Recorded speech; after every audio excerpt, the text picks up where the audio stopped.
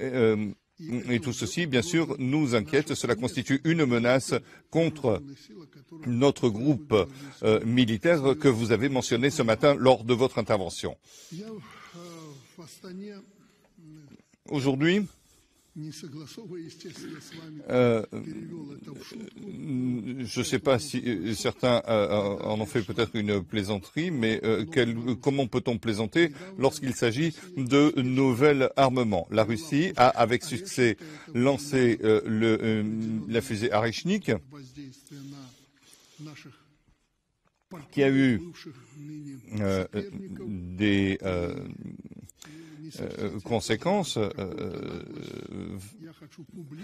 et je voudrais vous demander publiquement que ce nouveau système d'armement, en particulier Arechnik, soit disposé sur le territoire de la Biélorussie. Cela nous rassurerait considérablement face à ceux qui veulent aujourd'hui conquérir le territoire de la Biélorussie, et cela, bien sûr, aurait un effet sur la sécurité par rapport à l'accord que nous avons signé sur la sécurité nationale. Nous avons, et je le dis sans plaisanter, des endroits où nous pouvons disposer ces armes avec un seul objectif, ce sera donc l'objectif sera à déterminer par les dirigeants de la Biélorussie. Si cela se fait, des spécialistes de la Fédération de Russie pourront bien sûr servir. Vous savez faire, vous l'avez démontré, et cela constituerait un effort considérable pour la défense de notre Union, et cela permettrait, cela serait bon pour le territoire de la Biélorussie. Je vous demande donc d'y réfléchir et d'accueillir favorablement ma demande. Ce n'est pas une arme nucléaire, mais c'est une arme très efficace, comme vous l'avez dit, qui correspond aux conditions qui prévalent actuellement s'agissant du préjudice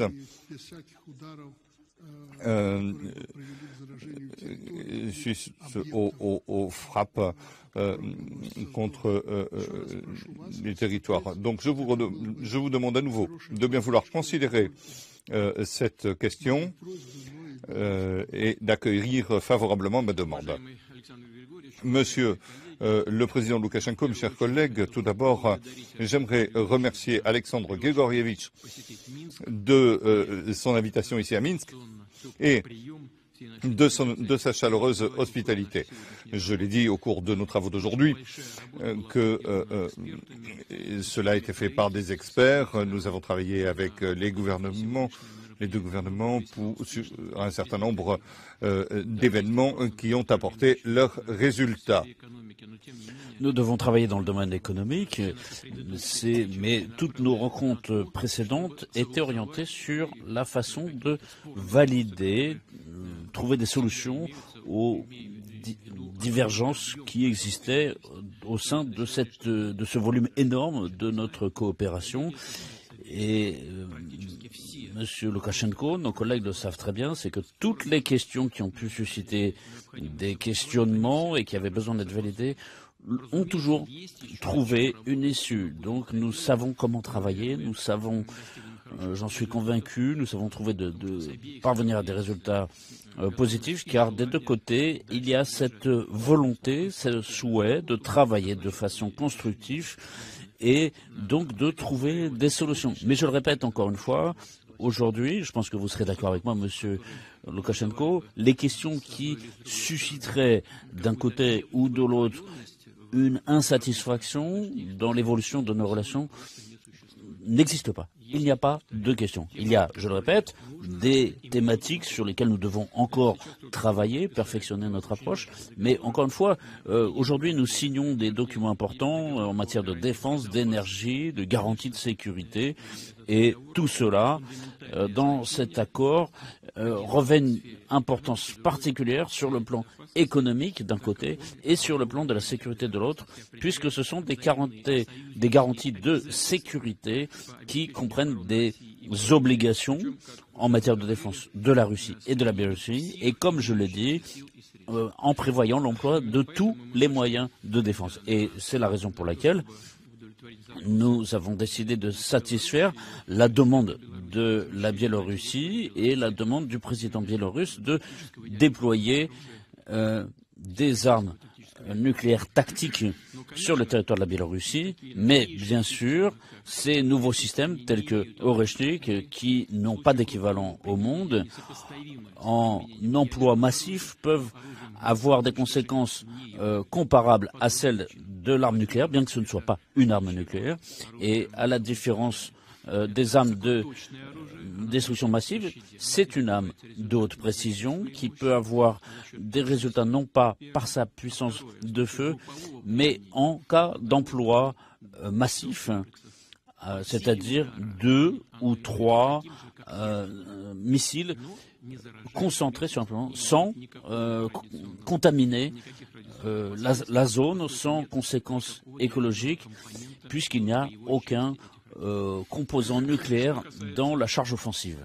En ce qui concerne les possibilités de déploiement de cette arme, je dirais menaçante, comme l'Oreshnik, puisqu'aujourd'hui nous avons signé des accords de garantie de sécurité, et je considère que le déploiement de tels complexes tels que Oreshnik sur le territoire de la Biélorussie est possible.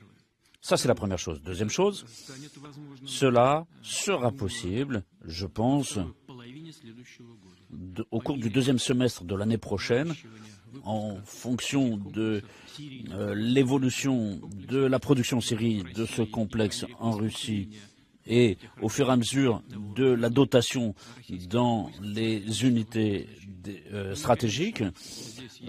Mais bien sûr, ici, il y a certains aspects techniques qui doivent être résolus par les spécialistes, notamment une question de portée minimale en fonction des priorités de défense du territoire de la Biélorussie.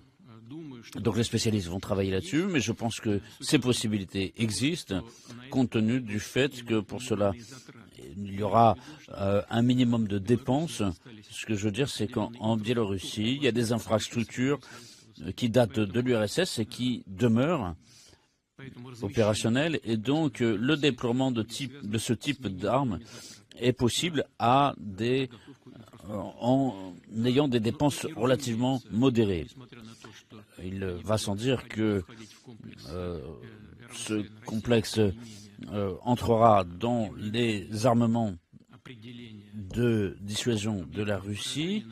Il y a une définition des cibles identifiables et donc nous allons nous en tenir. L'usage sera à la discrétion des autorités biélorusses. Nous en parlerons en détail selon les modalités de travail habituelles. Les spécialistes comprennent bien que moins la portée est grande, plus la puissance de feu est importante. Je vous remercie. Merci, Monsieur Poutine. Votre réponse me convient parfaitement. Donc, deuxième semestre de l'année prochaine. C'est ça. Je vous remercie.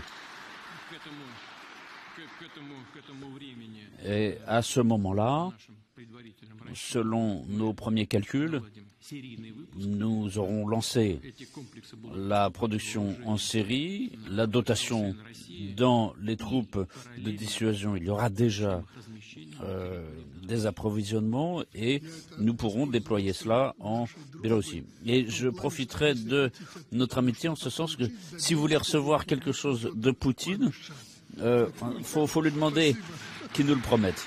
Merci.